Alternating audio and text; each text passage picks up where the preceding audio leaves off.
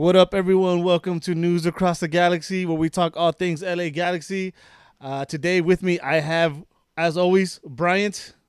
What up? Man, that fucking intro, bro. Exquisite. get, Calidad. get over it. Spenny. And so happy that he's here because this means we don't have to talk about the game so much. Steve Facts. Steve from AFTRA is here with us tonight. Thanks for joining us, Steve. Thank you guys. Thank you so much for inviting me to be on today. Yes. And Thank you, brother. Steve, before we get to all the Galaxy talk, I want to give you the spotlight. If you can tell us about AFTRA and a little bit about what you guys do. Yeah. So for those listeners that don't know me, my name is Steven. I am the current president of AFJA, a nonprofit organization here in the U.S., based here in Los Angeles, that dedicates itself to providing access to soccer academies to children in Central America. We do that by recycling youth soccer equipment with soccer clubs from the youth, amateur to professional level, like the Galaxy, and going on our fourth year doing this and having a lot of fun, tremendous amount of success, and just really a lot of reward just in the sense of positive, contributing positivity to the world and giving back to these kids. Yeah, eso verga, man. Pussy. That's what's up, man. And I know right now, I assume right now you're not collecting any gear. You guys are finding creative ways to get donations, right? Yeah. As you can imagine, small businesses are having a hard time. Just homeowners are having a hard time. People, just the whole world is going through this. You can imagine nonprofit organizations that are dependent on people's charitable donations to provide programming are really going through a hard time, especially a young kind of small organization like ours.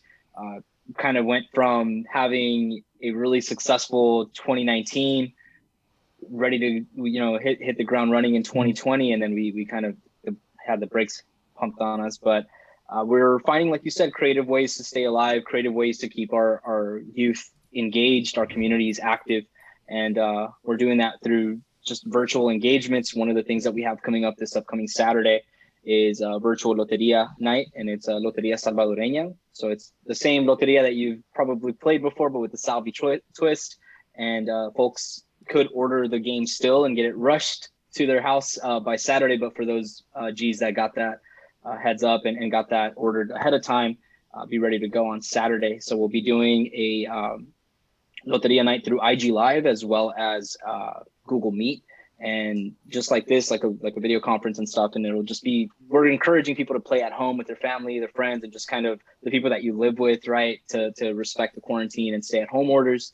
And we'll be having different prizes and stuff. So we partnered up with some other creatives to put together different things, like a playlist that mashes up música de las buenas épocas, like Aniceto Molina and Los Vikings and all those jams that we're all accustomed to. And then also our friends at Somos Arte mashed it up with contemporary Salvi artists and some really cool stuff that you probably haven't listened to. I know that I learned about new stuff on that playlist. So there's prizes. It's family friendly. Make sure to let some old Bob know that he could still pint. He could still chug a pint if he wants to, and play loteria with us. So all are welcome to hang out. Does it come with the frijoles? Yes, it does. Yes, it does. Each box comes with the frijol de seda. I have a question. For somebody that does not have the loteria, where would they go to try and purchase it? So if you're in LA, you can actually pick up a kit from La Pupusa Urban Eatery. They're right off Washington and Pico. No, right off Washington and Union, right next to the Graph Lab. They have them in stock, in person, ready to pick up. I think you can pre-order from their website. I'm not 100% sure. But the cool thing about them is that they also have a page on their website dedicated to apparel that they usually put out. And 50% of the proceeds from the gear that they have on that specific AFTRA link on lapupusaurbaneatery.com plug, you can order something and 50% of those proceeds will go to us. And the loteria, though, you can just pick that up from the restaurant. That's what's up. See, not only do you get pupusas, but it's to a good cause. Yeah, there'll be actually a code. I forget. I think the code is AFJA for like $5 off your order on the day of. So Okay. get yourself a gigantic mamasota pupusa that serves like I don't know how many freaking people. It's a good time. Count me in. No, for sure. Yeah.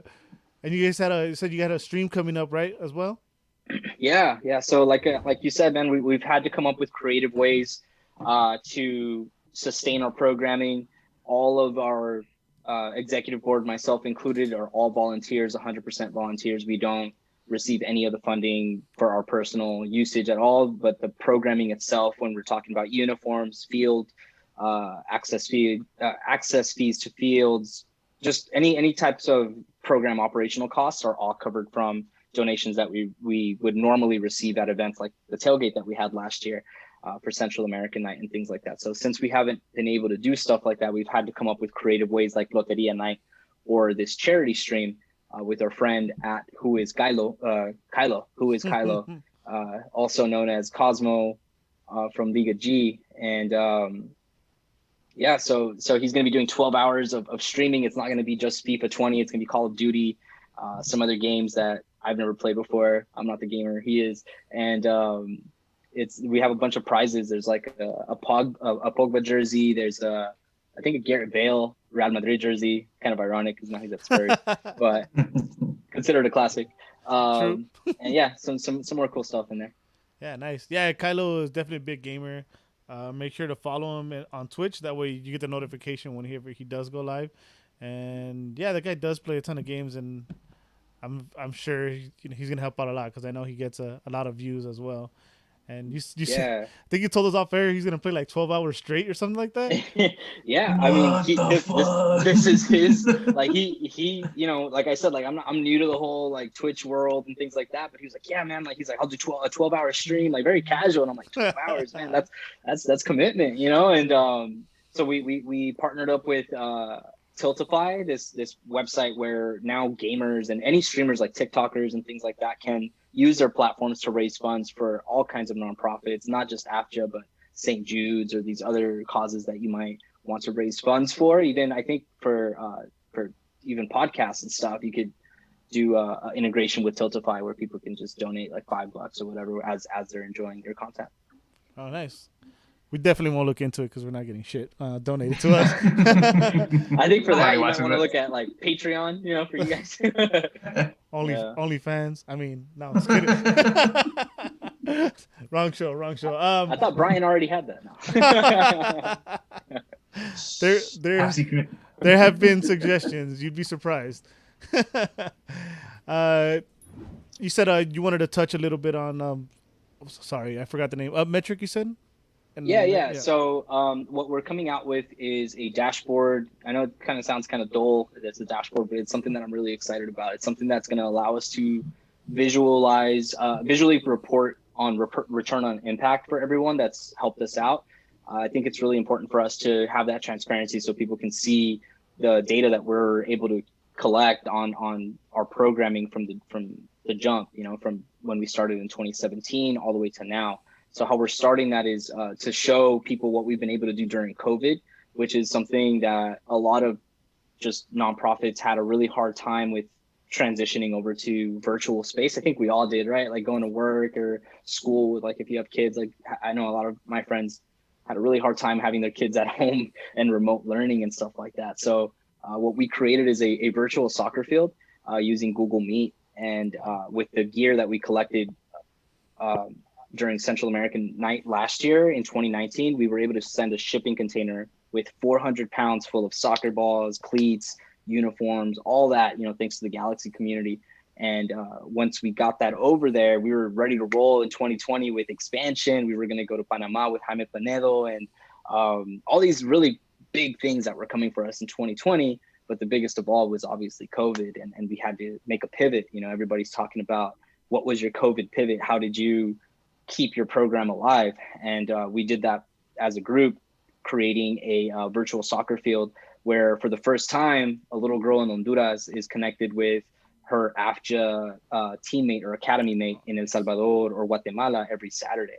And, the same, like one coach coaching kids across Central America is the first time that's ever been done. The really cool thing about that too is we were able to have guests just kind of as a guest coach or a surprise guest, like an MLS player or a women's national team player, and just give them motivational talks and things like that. And that's just like we're interacting like this. So we were able to do that with the gear collected at Central American Night last year. Nice. That's dope. Nice, dude. You mentioned the Galaxy community, and I'm gonna keep you in the spotlight just a little longer. We're talking about the Cheeseman Hour, you know. Oh man. Yeah, Cheeseman Hour? I'm sorry. What was the name of the word? MLS community. I totally spaced out. Yeah. Well, Spenny was asking. I don't think he knew the whole thing. Or Adrian. No, it's Spenny now. It's Spenny when he's here. Okay. The red light's on. The red light's on, so we're live now. So he was asking, you know, what had gone down with that. So every year, except this year, on a normal year, MLS has a contest where across all of their markets, you know, New York, anywhere there's an MLS team, that team gets to nominate a local nominee for a national award called the MLS Community MVP Award. And LA and New York are the only markets where there are two MLS teams. So I was nominated to both Galaxy and LAFC, as well as Portland, because we have a big kind of presence. We've worked with Portland Timbers in the past as well. So we were nominated by LAFC as the local community MVP, and we ended up winning the thing, you know, but it didn't come easy. It didn't come without any challenges whatsoever, because our relationship with the Galaxy, our relationship with the Galaxy community was something that specifically 3252 and members, all the groups that make up 3252 voted to not endorse me as the candidate and not promote me or promote our cause. Even though it's not, you know, MLS who's the biggest fan of your club or MLS who's the biggest anything, it's this person is using soccer for good in their community or using soccer for good. Mm-hmm. And it got really hairy, or whatever you want to use, terminology you want to use, when you know they discovered or found out that I was a Galaxy fan, as if it was something that I had ever hid or anything. I mean, we've worked with the Galaxy. We had a tailgate drive the March before that all went down, and it was, you know, a public thing, just like when we did it with Portland Timbers for their block party, just like when we did it with Real Madrid, LA. You know, we've never like been, oh, we're only going to work with Galaxy. Mm-hmm. But they wanted that exclusivity from their candidate that I wasn't willing to do, I guess. And they decided not to endorse me. And it was kind of like, from our perspective as a small nonprofit competing against these huge other really great causes, you know, respectfully, I think each cause is worth the 25 grand that the grant goes to the winner, right? So they didn't think that me as an individual or organization was worth kind of helping win that. And fortunately, I think our relationship with the Galaxy, and mostly with ACB and Lars, was strong enough to amplify the story, you know. And then Galaxy Outlaws got involved, even Ghosts, Galaxians, like everybody this was before V-Block, you know, everybody just kind of put it in. And we weren't really active on Twitter at the time, but then like I remember logging into Twitter and I was like, whoa, like, what's going on? Like our mentions and everything are blowing up, and I'm like, what's going on? And it's like this whole conversation is happening about why you should or shouldn't support this organization that's helping kids in Central America. Long story short, we came home with the prize. We won. We had we had Clay Aiken endorsing us. We had all right. You know, it was a really interesting thing, and I think you know, it worked out, you know, and then we were able to win. So that's a cheese man spin. We had touched about it on the show. We weren't really sure ourselves as far as your affiliation, but we never like questioned like, damn, this is messed up that he was at our event or had an event with us and then went over there. For us, the cause was the main point, and it didn't dawn on us that you had to be an LA Galaxy fan to represent us. I wouldn't have liked it either on their side, but it was for the cause that we, at least, I was cool with it. I didn't mind it. because you are providing, like you said, a service, not only because you're a volunteer, but this outreach isn't very common. If it was, it'd be a lot easier for people to advance the game in these countries. And this work actually makes a difference from the ground up. It's how you start developing, maybe long down the road, but it's how you start developing more like more patriotism towards the jersey that they're going to be wearing down there in these countries. What countries are you in besides El Salvador and Honduras? Yeah, so we started in El Salvador. We have 2 academies there. And then our third one was in Guatemala. We are in San Andres Itzapa in the department, or I think department or state, but it's Chimaltenango. And then we just opened in Honduras earlier this year. So we are in 3 countries with 2 additional countries in scope. One of them I already kind of revealed, which is Panama. The other one will be Mexico. Ooh, that'd be a big one too. Yeah. That's awesome. Aside from those 2 countries, are you trying to expand even further south, say South America?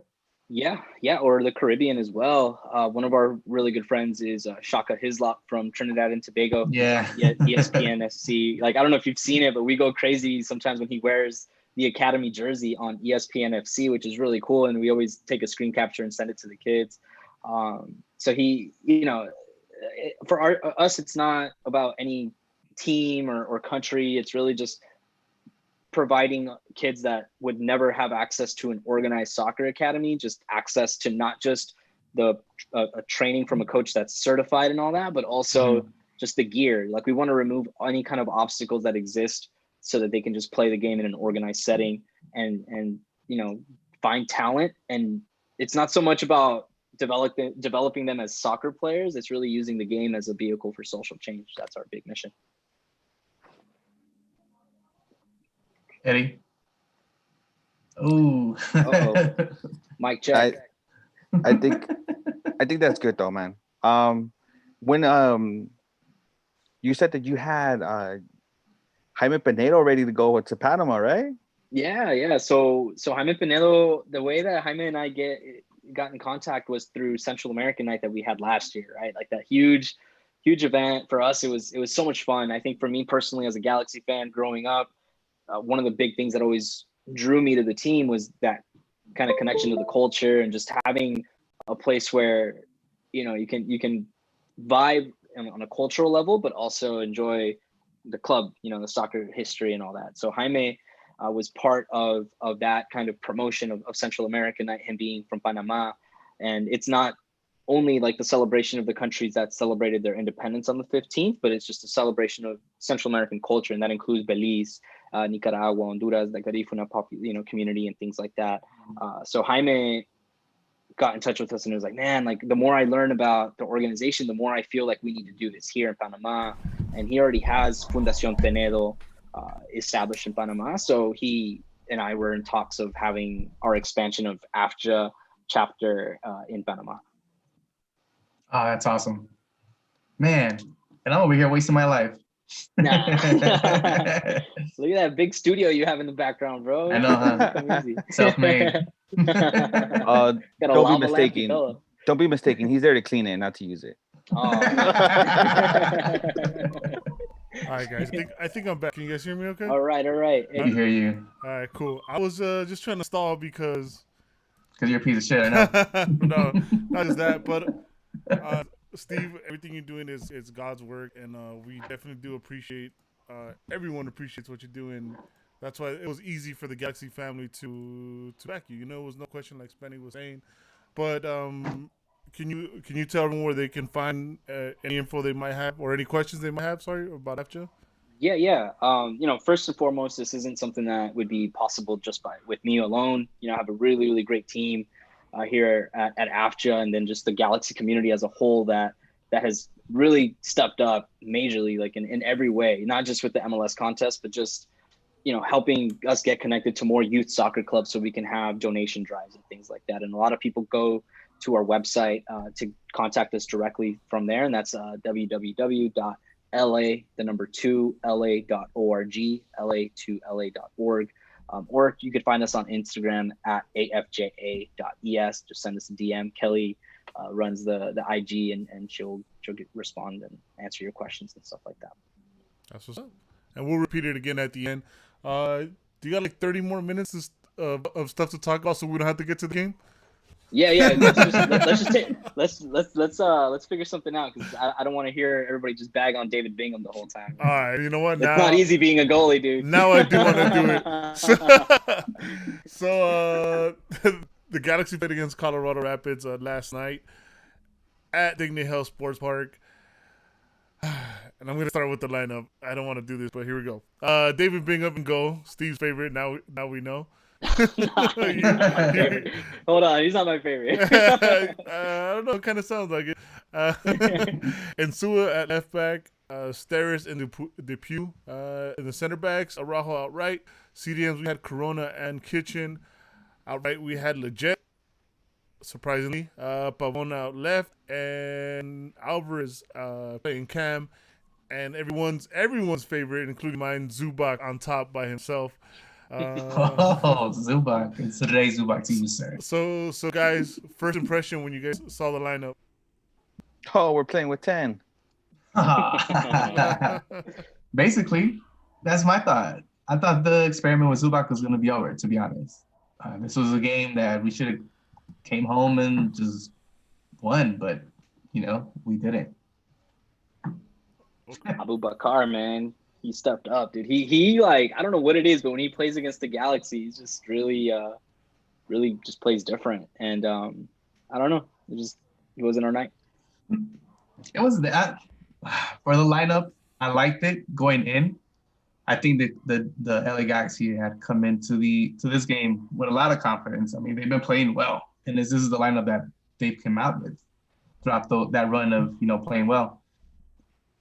I don't know. You're actually wrong. This is not the lineup they came out playing with when they played well. Well, I mean, you would have Leggett in the middle, and then Araujo to that right. But I didn't want to see Felcher in that pitch either way. The goal was to have Araujo start eventually. So this is the lineup that I thought we could have won with, and we didn't. Do we really have to talk about this shit? I don't know, man. I was questionable when Leggett is like has the hot hand right now, right? And why take him out of position? To me, that was very strange. Like GBS was trying to be a little too bold, if you ask me. I didn't think about it like that. They were gonna switch. Pavon switches sides sometimes. Leggett has been playing sideline to sideline throughout these last 6 matches. So I didn't expect Alvarez to stay necessarily as a 10 role. I thought it was smart from GBS to start it off like this, because one thing that Alvarez had to do a lot of last game was defend a lot, which took him away from the offensive side, and it made him actually cover space, which when you're coming in as a sub, you don't do as much because you're the fresh legs. So you're the one running at the defense, putting them on their back heel. But when you start off the game and you got to catch the feel of the game, it's harder for a young player like Alvarez to dictate that wing. He was, I think, too busy not trying to mess up, that he was doing everything that he's coached to do instead of kind of inserting his style of play into the game, which comes with experience. I thought Pavon lacked not effort, but definitely lacked some sort of idea Just what he was doing on that wing, man. He had a lot of space in that first half that I wish Alvarez would have had instead of trying to having to defend on that wing. But they switched right away. They stacked up on Pavon too, man. It felt like every time he had the ball, he had 2-3 people on him. Didn't really get too many opportunities. Which credit to Fraser, he made an adjustment to play Pavon that way. It wasn't that. I mean, Pavon was trying. It was just they zeroed in on what he was doing these last games and caught on to him and basically frustrated the whole team. It wasn't just Pavon. I think it was worse than that though, because there was 2 breakaways where he got the ball like a half field and had a chance to just run at the defense, and he got an open tackle on a 1-on-1 twice, which I don't think I've ever seen him do in a game, let alone in the first half. The defender, I can't say his name. What's his name, Steve? I thought it was Abu Bakar. I don't want to be disrespectful though. I don't want to pronounce it wrong, but he was balling out for Colorado in that first half. Man. Yeah. He had that slide tackle going into the box that was clean from the back on legit. That was clean. Little harsh after, but on his follow through. But he got all ball. He stopped Pavon in his track twice on a 1-on-1 while backstepping. So you got to give that guy credit. He stepped up for Colorado. Say that again. Stop Pavon on a 1-on-1 while backstepping. While backstepping, man, on his back heels. That other defender for them, Rosenberry, he balled out in the second half. Yeah. He stopped Pavon on his tracks 2 or 3 times and didn't even let him receive the ball. Pavon ended up, coasting more towards the middle and to the right. He was struggling on that side. That first half, he was struggling bad. The fact that they were sending 2 defenders at him at the same time, one to pressure him and one just to clean up whatever mess he was gonna, spit out from mistakes that Pavon was gonna make. Nobody else stepped up to make it easy for Pavon either. Certainly not Zubak. Not Zubak, which was surprising why we started with them. But they wouldn't even follow this guy's runs. He would make a run across face, and they would just be like, "Oh, let him go. Pavon's coming." Who would have started besides Zubak? Though you can't start Chicha, like not yet. He's still coming off an injury.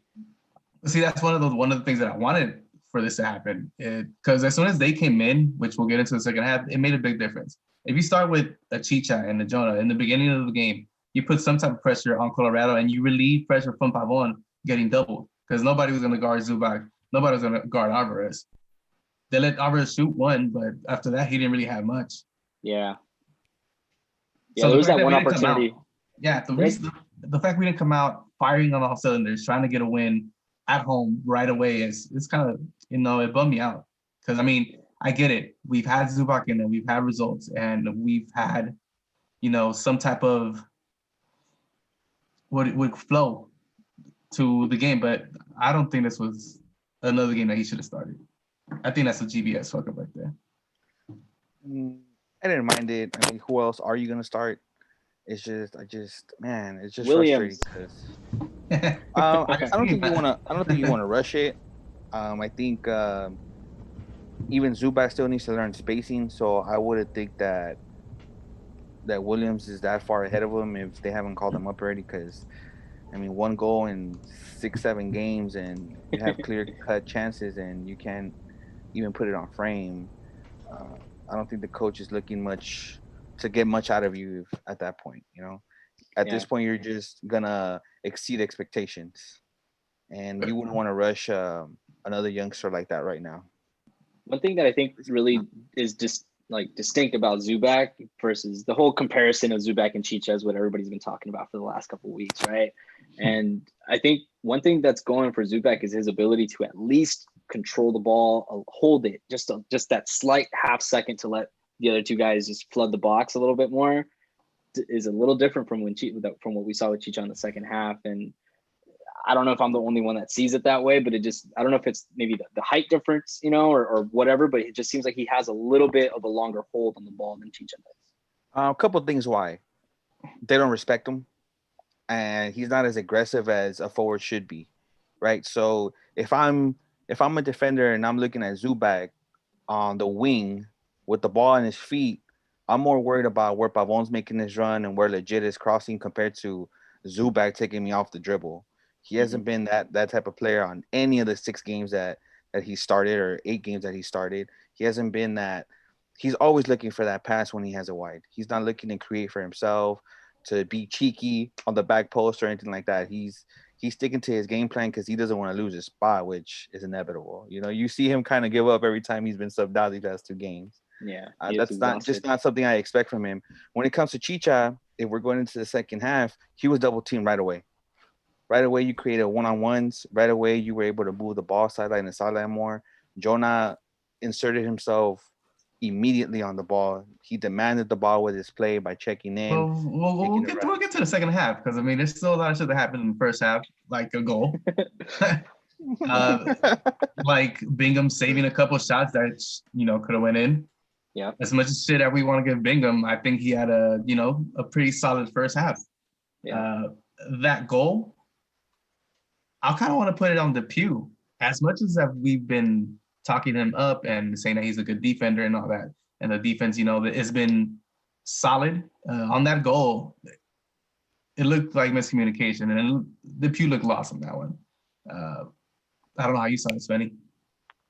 The first goal was the cross, right? Yeah. That was a good change of field. They had clogged up the middle. If you go back and look at it, they clogged up the middle with like two of their center mids pushing up. When they switched the ball, the Galaxy were in a mismatch already going into the box. You had the two central defenders versus three Colorado offensive players. And pretty much in any sport, if you have an offensive advantage in numbers and you don't convert, you're the problem. No matter how well you get defended, you're supposed to still convert on a 3-on-2, on a 2-on-1. And they made the right runs. The guy that scored, he held his run a little bit, which caused the two center backs to pick up a man, and he was free. Yeah, He did his job offensively on a 3-on-2. yeah. You really can't put that on DePuy. If If anything, maybe your communication. Araujo was guarding the ghost, so it was kind of on him that he didn't drop back into coverage or rush the ball. I was gonna put it on just the whole defense, just the miscommunication and loss of what's the word I'm looking here? I guess formation. You mentioned Julian guarding a ghost. That's a cross. That's a dangerous position for a cross. Why not press? Why didn't he press? Julian does so great in those situations, but for some reason in that particular play, he just watched the man, and then the center backs. I don't know who you put that on, but definitely two guys marking one guy when somebody's making that back run. That's a big no. So that was just and I that was feel a that's on collapse DePuy. basically. I feel that one was on DePuy, just because of that miscommunication. Sure, the run was nice or whatever, but DePuy could have picked that guy up. He didn't even look back to see who was behind him. Yeah, but I invite you guys to rewatch that play because the guy that put in the ball, he had chalk on his boots, man. You're not talking about a guy that was 5-6 yards outside the box. He was on the touchline and put it all the way in to around the penalty spot. So it wasn't an easy cover. You remember the Galaxy play on the widest field in the league. So it wasn't an easy just get back and plug in. They caught him off guard with the switch, and the guy put in a good ball. Colorado is a well-coached team. Their record might not show it, but every time we play them, they play very tactically sound. Their game plan for Pavon worked, stacking him. They had their forwards actually pressing from their forward position on our wings too. So their game plan worked. If you go back and watch that, I mean, he's putting in a ball from as furthest out as you can get on the field, as wide as you can get. It's not an easy thing to rush out and defend. And then according to Steve, Bingham was just way off his line right there. Look, all I'm saying is the final score would have been a lot worse if we had Klinsmann or anybody else in there. I think he held it down. Did that save? Are we not going to give Bingham credit for that save where he leaps from one post to the other? We'll get there, but it didn't take long for him to do Bingham things after that save. Yeah. But talking about including pushing a guy down for no reason. Wrapping up the first half. Do you guys remember the Galaxy being dangerous at all in the first half? Efra had a shot on top of the box. That's it. That's the only thing I really remember like that. Joe Corona had that volley that he didn't convert on. He got laid off by Efra, and he curved it to the goalie's right side. Actually, I want to touch on Efra real quick because the kid is looking like a kid. He's making some bad decisions, I think. There's going to be more in the second, but that particular one where you talk about where he had a chance, he always wants it on his left, and he always tries to come on his left. And this particular play, it was for him to put it on his left, and instead he takes a no-angle right-footed shot. So I don't know what's going on with that kid, man, and especially after getting the nod to start as a cam. I feel like they're always looking for that extra pass, and I don't know if that's from coaching, but like you mentioned earlier, right? Like Zubak that extra pass or that extra hesitation to look for another option except to kill or to shoot is what's doing them in. And I think that's what happened with Efra on that play. Just I don't know, he just put his head up and looked for something else besides killing it. Well, when you have Zubac to look up at, I mean, I understand. Should I show him my right or pass it to Zubac? I'll show him my right. I liked it better when we were all hype on Zubac, man. Me too. It didn't last long. I'll tell you that much. To me, in the first half, though, Araujo had a marvelous half guarding Lewis.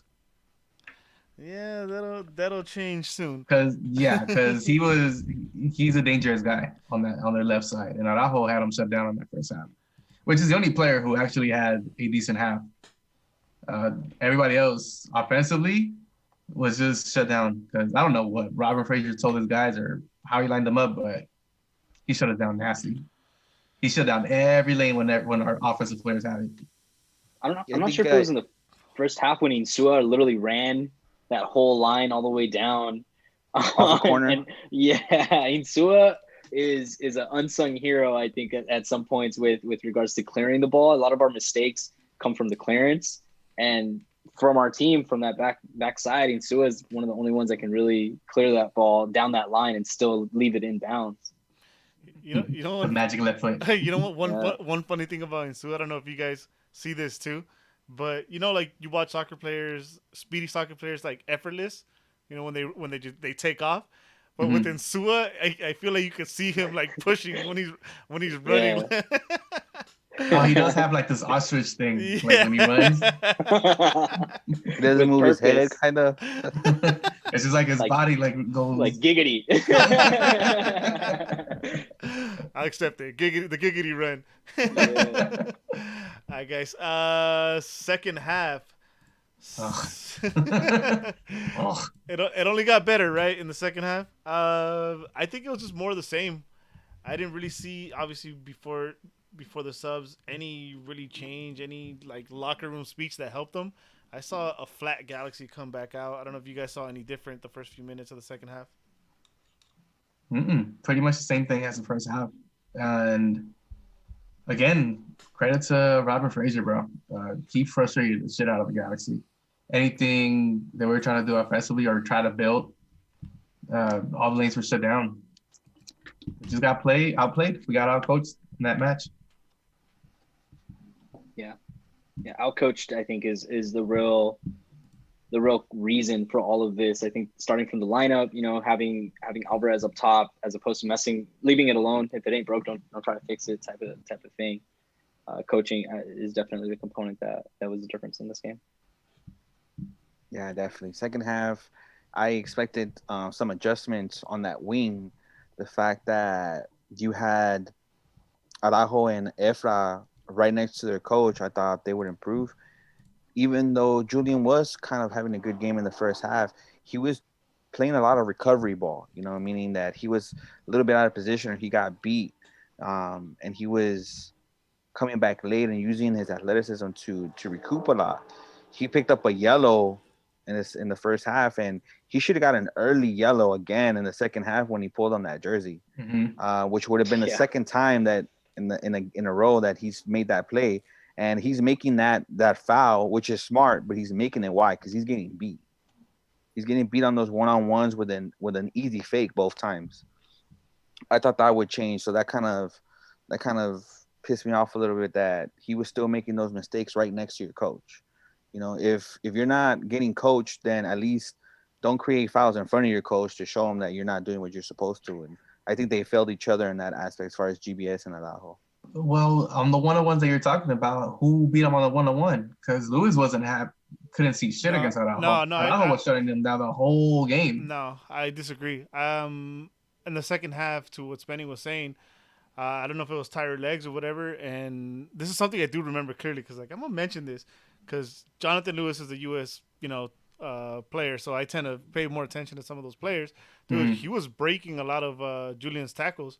Like Julian would come in either in a slide or whatever stand-up tackle, and Lewis would not lose the ball and keep going. So you saying that he locked him down the whole game? No, the first half I'll give you, but the whole game definitely not. Well, not because he got a red. So obviously not the whole game. No, not the whole game, not the whole game at all, not the whole game at all. But it was enough to where you needed your coach to step in and remind him of the little things, defend without a foul. Um, if your physicality isn't working, then there's different ways of covering, a person that has their back to you. He was, I think, going in too easy to try to get the steal or try to get the poke away where he was getting beat. With a simple turnaround or with a simple jab step in and then change of direction. Again, if you go back to it, why do you get a foul while you're pulling somebody's shirt? It's because you got beat, and it was off the dribble. It was a one-on-one where he got beat. How else do you? I thought that was a smart foul. That yellow, I thought it was a smart yellow. Yeah, but he got another one after that. He got beat after that yellow, and he pulled on the jersey because the guy went completely around him. Mm-hmm. And that should have been his second yellow. He got saved.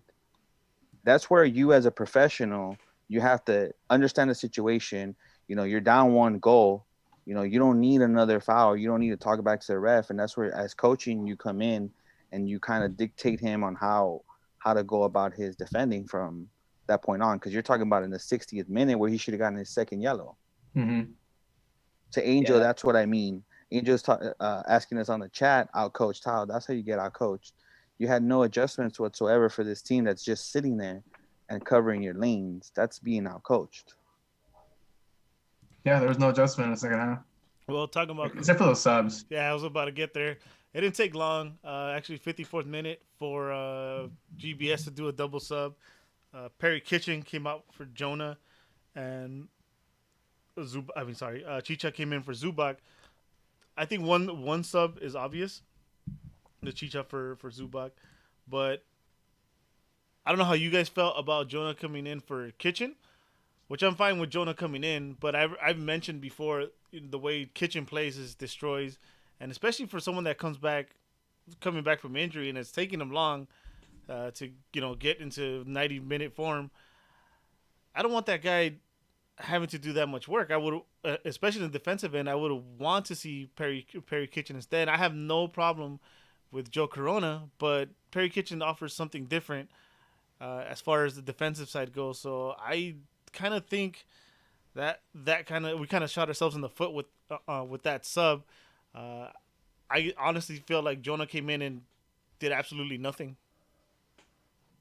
Well, maybe the idea was, yeah, he did, but maybe the idea was for him to start plays from the back, which is something that Perry Kitchen can't do. He cannot distribute the ball how Jonah can. But when you have Corona, Legit, and Dos Santos in the middle, you could create a little bit more ball movement in that middle and maybe disrupt whatever Frazier was putting in front of us and shutting the lanes down. Maybe that was the game plan. Yeah, but when you have a Jonah in there, that he can run, but you said Perry can't spread the ball around. That's why you have Jonah there. Jonah checks in and takes the ball off Perry's feet. It's worked before. The subs have been Corona coming out, and for some reason in this particular game it was Kitchen instead, and I think it showed. I think the bad choice showed because the midfield was done. I mean, obviously the red card didn't help, but I think before that, dude, if it wasn't for Jonah's red boots, and I remember he was wearing red boots because that's the only way I knew he was on the field when I kept looking for him because he was not involved in the game at all. There was a sense of chaos, I think, when that substitution was made. It just seemed like the adjustment wasn't all communicated well enough, and you can hear kind of Bingham and everybody in the back trying to get people into position with regards to that swap out from Kitchen and Jonah. It took at least a cool 4 minutes for them to figure out where they were supposed to be in that formation. I think it was the right move just because you're down 1 goal, you're at home, you've been able to depend on your defense for 3 out of the last 5 games to get shutouts. Mm-hmm. You are down 1 goal, but it's the same defense that you're getting a lot of productive work out of Depew. Depew was playing sideline to sideline up to that point. Mm-hmm. With his patent slide tackles that puts these forwards on notice that if you turn around and I catch you in space, I'm gonna catch you too. So our defense isn't as soft as it may seem it was in the past. I think GBS, depending on the depended a lot on the back four to hold it down and allowed Jonah to push a little bit forward with an offensive-minded center mid behind him in Corona. He went after the game. He wasn't just going to put in Jonah and play with two defensive mids. So you got to give him a little bit of credit for that. As far as the adjustment, we'll go back to it. That's part of him coaching. Colorado had, I think, two injury subs, and their game plan stayed the same. They stayed in form. They kept their shape. They plugged the same lanes. They flustered Pavon. The coach communicated the game plan well, whether it was before the game, at halftime, or during the game. That's another example of how GBS got coached a little bit by not, communicating the right kind of messages to his team. He did try to make adjustments. Pavon kind of came in more in the middle. Chicha was demanding a double team, but we also didn't get to see enough of it because of the red card. The red card just completely killed any kind of momentum or any kind of adjustment that we could have made. Yeah. Let me ask you about Chicha's impact then, because I still see Twitter. I still see. I can't help it. I know I should ignore it. Twitter's not real, but just is it? People still, swearing that Zubac over Chicha. So what do you guys think about his impact coming in? Well, what Spank said right away earlier as soon as he came in, he demanded attention, which is something that Pavon needed because, he needs his space. So that relieves one player off of Pavon to go try and defend Chicha. That's part one of why he's way better than Zubac, and probably the main part why he's better than Zubac, because he demands that respect. I thought the ball moved a lot better. In the second half, you had Efra that had his chance in the top of the box, that instead of, shooting it with his left, he decided to come back on his right. And I don't know what the hell that was. He should have first timed that one, to be honest. Pavon had a couple shots available that he, super satellite to the, fifth row of the bleacher seats at 235 up there. So they had their chances. It's just he wasn't, I don't think, in form for this game. But I'm not mad at it overall. This is the league that the Galaxy is in. MLS is very unpredictable. There's been no team that can dominate from start to finish like that. There's never been an undefeated team. This is not the EPL, right? There's never been an undefeated team. Any top team in this league is gonna have a couple eggs like this. Back in the Shiggy days when he took over halfway through the season, we went like 11 games unbeaten, but the team was trash, if you guys remember. Oh, yeah. Mega trash. We went 11, 12 games unbeaten with a bunch of ties, with like 8 ties, and we won a couple games, but that doesn't mean that the team was doing well or that we were in the form that we needed to be. I think this is just one of those games where, the youngsters played like youngsters. They got too much into their heads, and it's part of the growing pains of playing with a young team like this, both in Zubac up top and on the wings with Efra and Julian. You can't depend on a veteran leadership on that wing for them to make adjustments because they haven't played enough. That's one thing that Robbie Rogers was really good at with Legit. They were able to dictate and change their style of play on that wing together. This duo hasn't been able to do that yet. Yeah, what a red card to get too. It's like you didn't even get it for pulling the dude's shirt or doing anything crazy. You did it for talking back to the ref, and that's such a youngster mistake, right? And like you said, being on that line close to GBS and the coaching staff, like you would think it's not the first time he's talking back to the ref during the game. Like maybe you already have a yellow, you know what I mean? Like that's not a mistake you need to make. And you already got away with the second yellow. Right. You have a yellow, you're a youngster, you got no respect from the refs.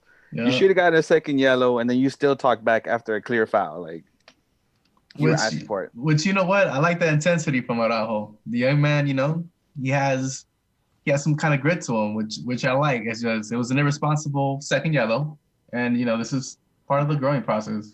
This is also a team Sunday leagues out there. Yeah, this is also a team that we're 4-0-1 against, or in favor of. Colorado is 4-0-1 against us in the last years. 2.5 seasons. Yeah, we haven't beat them since 2017. So it's not so much that the team can't get it together. It's just kind of it was a perfect storm, you know. Can't even blame it on the Rocky Mountain High thin air or anything, dude. It's like you're playing in Carson, baby. You gotta get it together. Man. Poor quality, though. You know, at least it was too hot. We actually did have our chances in the second half. I think there was a couple. The first one I want to get to because I want to come back to Efra, you know, and his bad choices. That one on top of the box. I don't know if you guys noticed after when you try to cut in, and like synchronized, everybody like threw a fit and yelled at him I saw that. to shoot. Yeah, it was the glare from his teammates, man. Like you felt that, dude. Like especially from Julian, because they're like the two youngsters on the team. Like, come on, bro, just shoot. He had been getting that from Pavon and legit throughout the game too. Yeah. Growing pains. And there was also, I didn't get to touch on the Chicha coming in, and this pisses me off. And this is why I talk about Zubac just ain't got it. You know, he's got a big frame. Kid is what, I don't know, what, 6 feet tall, something. 6'2", maybe 6'1". 6'1". He didn't do anything. They're trying to, you know, he couldn't get in a spot to even receive a center across. 5'0" Chicha comes in, and one of the first chances, he gets on a header between two defenders. Mm-hmm. Come on, man. Come on. He out jumps the ball too. He over jumps. Yeah, it's just. Come on, explain that to me. He's a veteran. He's a veteran. I don't care. If I guarantee you, at my height, in this way, I would still get more headers than Zubac. No, but this goes to your argument of why people still argue that Zubac is better than Chicha. Chicha knows where to position himself to make that jump in order to get in between those two defenders.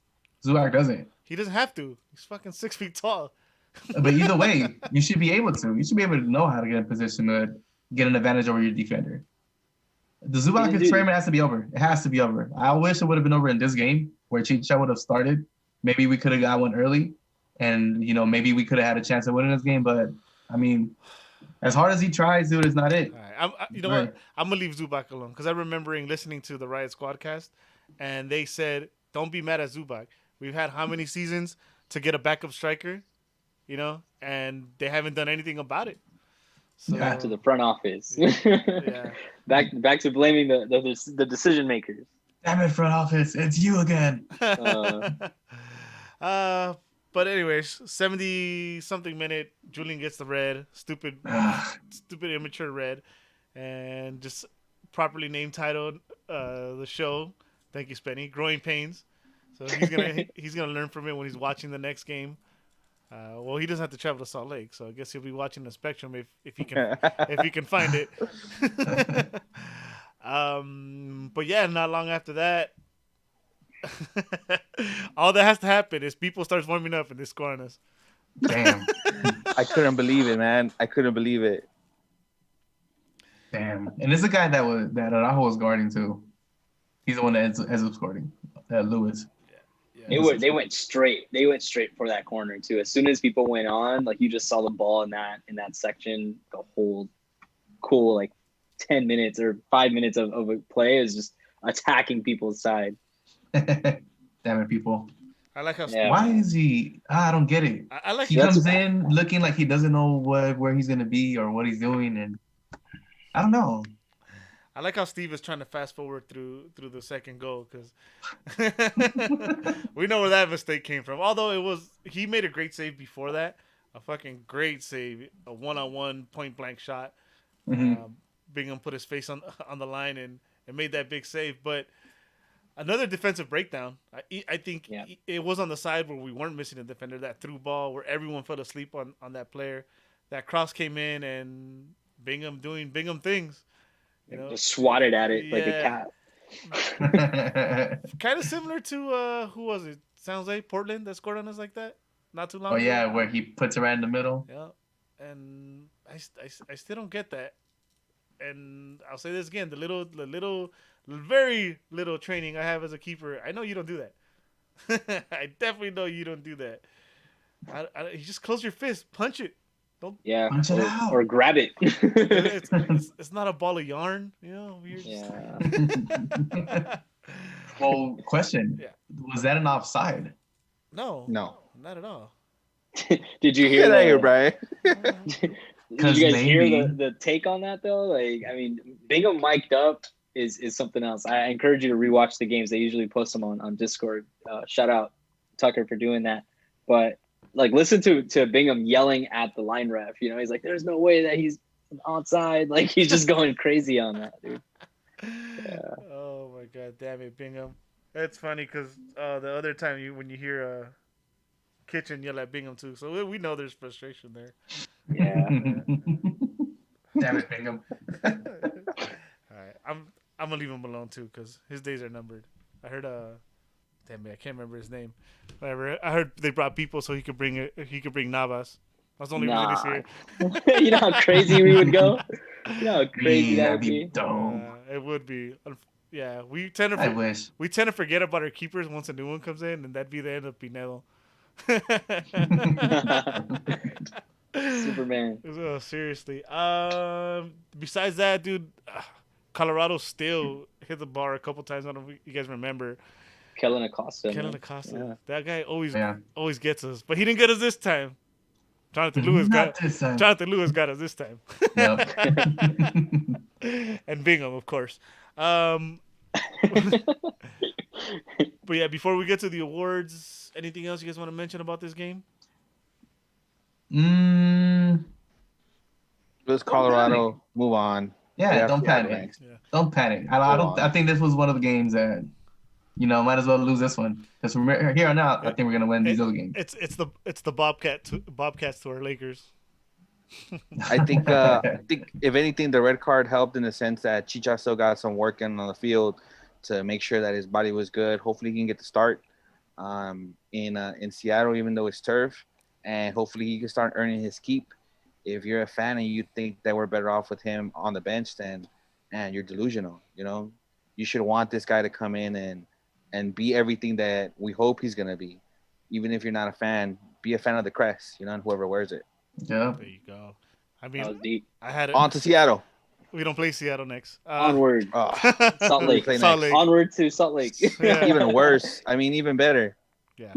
Salt Lake. And Seattle comes here, just so you know. So Even better. So you don't have to worry about. Oh, the it's turf. because my phone was upside down. I thought we were at home. Way. it happens. Gotcha. All right. Awards times. Brian, will make you pick the first one. Whichever one. Yeah, whatever you want.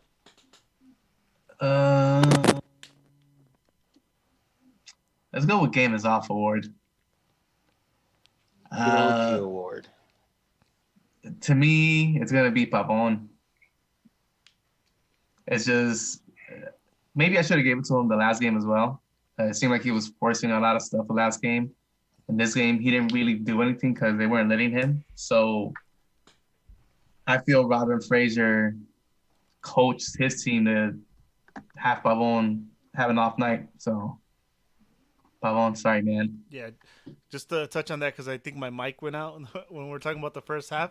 That was one thing that was frustrating. As good as Abubakar was playing, it looked like Pavon just had no idea. Like he just wanted to do the same thing over and over. This guy is reading you every play.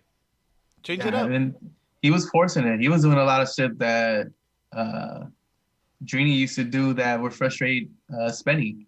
That just a one move trick pony, and he was trying to do that every single time against Bubakar, and it wasn't working. It's all a ruse though. Pavon wants to stay, so he's playing bad on purpose. To lower his breath. I'm not gonna lie, that crossed my mind, dude. I'm like, maybe that's why. Maybe they told him just like. Hey, who's stuck real quick? Christian, no se gil, I can't do it. Che, boludo. I can't do it. I saw Apache a long time ago. I don't remember how the accent is no more. I'll go next. I'm gonna go with Efra. I think Efra was giving the opportunity. They took out the hot hand out of his position, and I think he fell flat on his face. I think we touched on it enough. The bad decisions, the frustration that his teammates even showed. I think, for me, it's gonna be Efra. Ooh. Spenny? For me, it's gonna be Pavon. If he would have been anything like he's been playing with his, what do you have? 9 goals and or assists in 6 in 9 games, right? Mm-hmm. So I mean, the last 2 games he hasn't given the team enough to succeed, whether it's with his assists or his goals. So if we're talking about your game being off, I'm never gonna give it to Zubac because that is his game. So in this instance, it's gonna be Pavon. Ooh. All right, Steve, you're gonna give out your very first award, man. Don't get nervous. Ooh, No don't get pressure. nervous. Yeah. Now, I think as far as whose game was the most off, I'd have to agree with it being Pavon, just because our expectations are for him to kill, right? And just for him to just really, really hold it down up top. And it just, like you said, that same switchback on the right side and then try to have the defender bite on it, it's just not going to work every time. And I think it's already out there, like how you can defend him, you know what I mean? So a little anticlimactic on Pavon's part. Although I think even with the same move, not every player can defend them. You know, Abubakar, Yeah. as much as we hate him, and I'm telling you right now, never listening to The Weeknd again.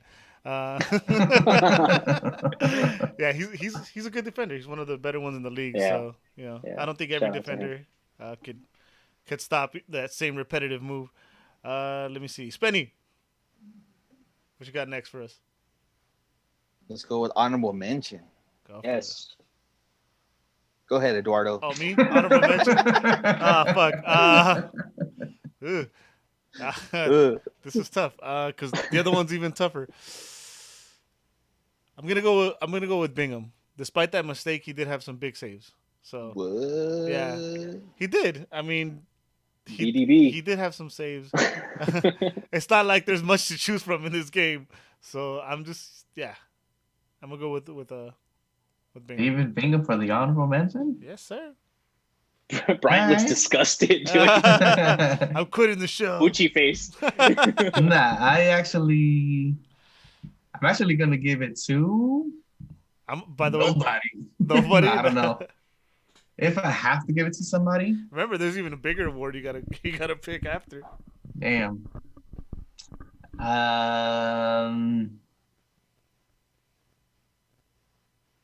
I'll give it to Alvarez just because he had a better rating than Pavon in this game. Get out of here. Cop out. I don't agree with that. That was weak. Well, nobody really had like a good game. Nobody really had like Get an lost. honorable mention. Get You know lost. what? I'll just Get back lost. to. Get lost. I'll just I'll go off with what you said. Bingham. Oh man, I'm trying to steal your guys' homework. I want to see one of your honorable mentions so I can pick him as my best player. As a honorable mention, I'm gonna take Julian Araujo. He for those 72 plus minutes, he still played well. As far as intensity and effort, not one point in the game that I questioned his effort or his intensity. It's just a part of learning how to be a professional and knowing that you can't get away with all those things when you don't have the respect of the refs in this league. I hope that he learns from his red card and channels that aggression towards his opponent next time instead of to the ref, because he's gonna lose that battle every time, especially being a 19-year-old with 6 starts under your belt. So honorable mention, Araujo. There you go. All right, Steve. I have to do I think Insua, man. Insua is somebody that doesn't get loved too often. And I think like I said, he really held it down on that side. And he's consistent, you know what I mean? It's pretty consistent over the last couple games. So I think honorable mention has to go to Insua. I was gonna say Cuello. No, I'm just kidding. Whoa. Oh my God! You know what? You reminded me. I was actually gonna say Jonah as a Geo award, but it's all good. He came in as a sub, so I'll let it slide. You know what? We're gonna put you under pressure, Steve. Not too much time to think. Nag standing, best player of the game. Best player of the game. Dang, hot seat. So many choices, man. So many nag standing players of the match. You can only pick one, just so you know. Man. Man, this is hard. Zubac. No, next standing player of the game. I think we would have been in worse shape if we had another goalie that we currently have on the squad. So I'm going to have to go with Bingham. With just that save, man. That save was really nice, dude. That could have been 3-0. 3-0. Yeah. I'm gonna have to give it a big one on this one. That's fair. Again, it's a hard choice for this one. All right, Especially in the loss. So. All right, Brian. I got you, bro. Let's see. Julian Araujo. Nice. He is the next signing player of the match. He got a red. You know, he's intense. He plays the jersey. He's been playing like this since he's been starting. So I'm gonna give it to him. Player of the match, just for getting that red. Cop-out. That's what I just said for his honorable mention. Get him. Stealing homework. Get him. You're supposed to make it look different. I did. I said he played the jersey. He did. Go ahead. Fuck, it's gonna be like a cop out, but yeah, I'm gonna go with I was gonna go with Insua. Insua, just the effort he put. It's hard to recall many mistakes on that side, and I took notice of the ostrich run in this game. So The giggity. Yeah, the giggity. That's what we call it. Dude, that's funny because if we put a GoPro on him, like, do it again, Spenny, for the viewers.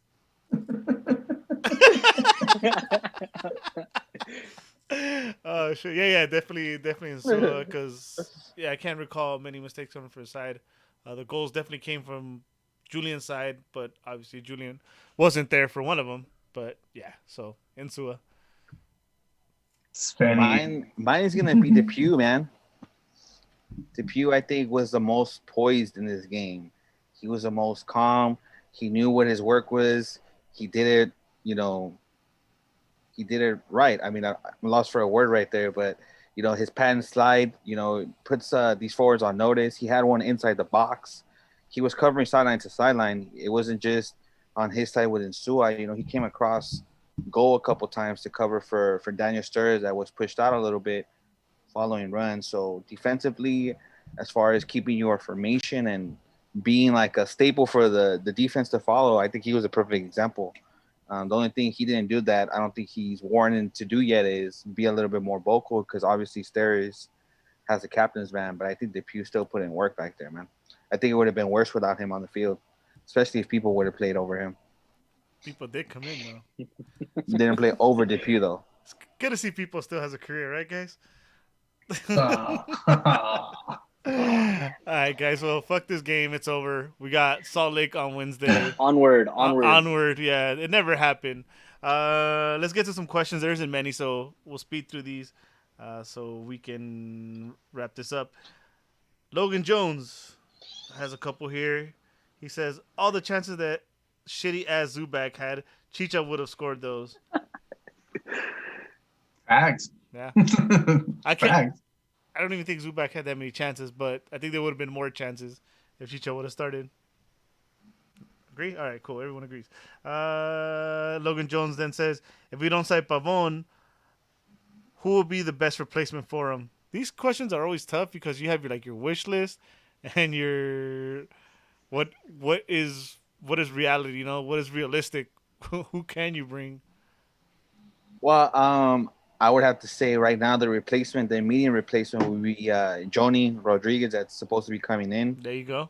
For now. I think he's going to be an option. He's not going to have that big of a sample size for us to look at, but that might work in our favor because then Benfica can't raise the loan price on him for us to maybe keep him an extra 6 months.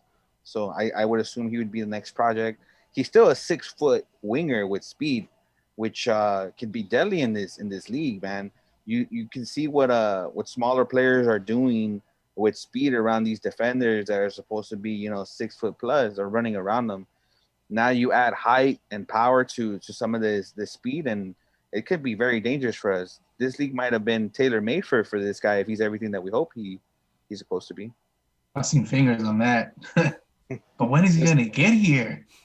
Just think about that trifecta, right? Chicha, Pavon, and Yoni Gonzalez up top. Like, man, that's promising. And then you have Efra coming off the bench for that spark. I think for now that's going to be the best position for him, where he doesn't have to come in and kind of mold himself into the game. The style of play is already set from the first half with Joni or whoever's on that wing, and just have him come in the way he's been coming in with Jonah off the bench. They've been making instant impacts. He hasn't had very good games starting right off right off the bat. You know, too much defensive work for a youngster. Hell yeah! And then Rolf being the next sub, that's what's up. Stop it. Underscore 10 underscore 88 underscore. What the fuck happened last night? MLS happened last night. Thank you. Good answer. Daniel Ortiz, that Bingham save though. Laugh out loud. And then he follows and says, "Why are we so inconsistent?" Coaching. Coaching. Well, this is our first loss in what, the last 5? 7 games. Six. Seven? Seven. See? Yeah. 6 unbeaten. I mean, this is it's just a little setback on this game. We got our coach. It's fine. It happens. I hope next game GBS is gonna adjust. I'll just say a couple things. One, Colorado, right? Shit happens with Colorado all the time. 2, Yeah. mistakes. Mistakes were made on the goals, the red card, and looking back, we had a couple chances. Mostly fell to Efra, but I mean the chances were there. So inconsistent, yeah, but we showed signs of we can still kind of create, even though we didn't put them away. So I'm not too worried. I'm not on the GBS out train at all because I know that's gonna come up.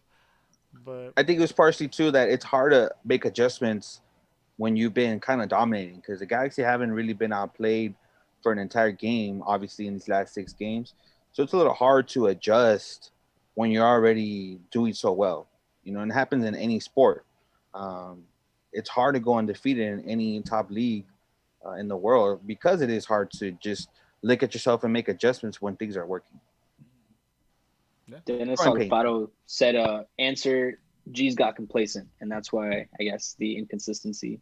But I don't know, like Bryant said, right? Like it's pretty good pretty consistent over the last few stretches of games. So maybe it's just the growing pains, like you guys are saying.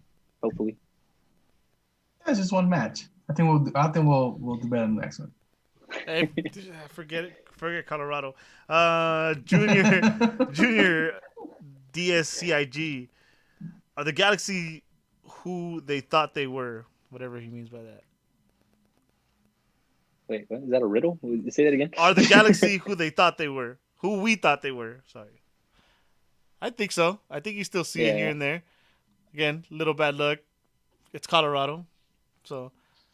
Jonathan hasn't started yet with along Chicharito and along Yoni and Pavon. Those guys haven't started together, so we're still good. We're good.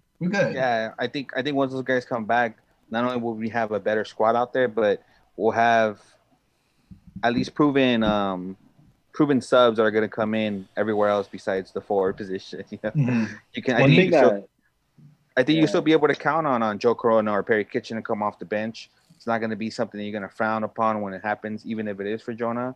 And Efra coming off the bench once Joni comes in, or vice versa, you're going to want to see both of those guys play on that wing. So it's just a stepping stone.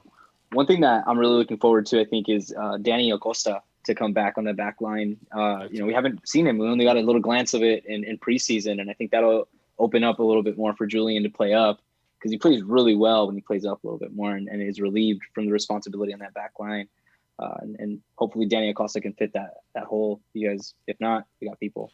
Man, I always forget about Danny Acosta, bro. I got to throw it in there, man. Honduras. So there's 2 Central Americans. You know what I mean? Yeah. So people doesn't have to hold that whole weight down. So Danny Acosta will come in and save the day, hopefully. There's 2.5. Right, Joe. Right, Joe. And that's it for. You were saying something? Sorry. No. That whatever. I was gonna talk shit. That's what this show is for. But that does it for the questions. Thank you everyone who submitted questions this week. Steve, thank you again for being here with us. You're doing awesome work, dude. We can never put anything together like that, and the world is lucky to have people like you. Before we let you go, why don't you remind everyone about the things you got going on coming up? Yeah. So again, thank you all for tuning in and watching News Across the Galaxy, and for the fellas for having me on. We'll be on IG Live and our Google Meet room on Saturday playing virtual Loteria or Salvadoreña, having some prizes and stuff. It's really family friendly, so get the kids out and have some fun with that. You can pick up the game at La Pupusa Urban Eatery, as well as check out their website to get some apparel that has proceeds going back to us. The next thing for us to kind of keep our program alive, help us maintain our soccer programs across Central America, will be the charity stream with @WhoIsKylo, just streaming 12 hours of not just FIFA 20, but also Call of Duty and a bunch of other stuff, as well as some prizes that we're going to be giving out if we get down that progress bar of the goal that he's going to set. So hope to see you guys there on the charity stream on October 4th. You can challenge Kylo to a FIFA match and have some fun on Twitch. I wonder what the bathroom situation is going to be with Kylo. I haven't thought about that. that was your thought about that? How he's gonna take a shit? Oh, I have not thought about that actually, Eddie. I'm doing an hour-long show and I'm like dying to go to the restroom already. You know? Imagine 12 hours. No, but all jokes aside, Steve, thank you again for being here, and we wish you the best going forward. Hopefully, you guys raise a lot of money. We'll definitely be tuning in. The Nag Boys will put something together for sure. Yeah, thank you again. If you guys want to find me, you can find me on Twitter as Eddie Nags altogether, on Instagram as Eddie_Nags. Bryant's. You can find me on PSN, IG, and Twitter as Bryant Nags. That's BRYANT Nags. Spenny. You can find me on Twitter under Spenny Bayless. And you can catch me watching the NBA Western Conference Finals without the Los Angeles Clippers, but with the Los Angeles Lakers in it. Okay. Lakers, baby. Hey, Steve, if you want to tell people where they can find you and they can find AFJA. Yeah, please follow AFJA at afja.es, afja.es, as well as on Twitter, afjaes without the dot. Please follow us on those social platforms or check us out on our website, la2la.org. There it is. That's what's up. Awesome. So, all right, guys. For Bryant, Spenny, Steve, we're going to get out of here. Keep on nagging, y'all. Keep on nagging. Oh.